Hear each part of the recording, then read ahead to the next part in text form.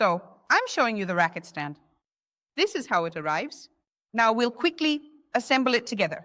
Take the stand. Here there is a recess. With this recess on the bolt, I place it accordingly. Next, hop, hop, hop.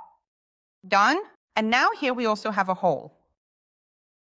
With the convex or part facing up, insert it. Turn it around. The stand is assembled.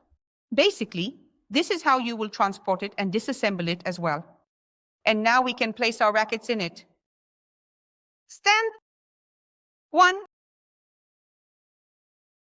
2, 3, and bubble maker will be us as the fourth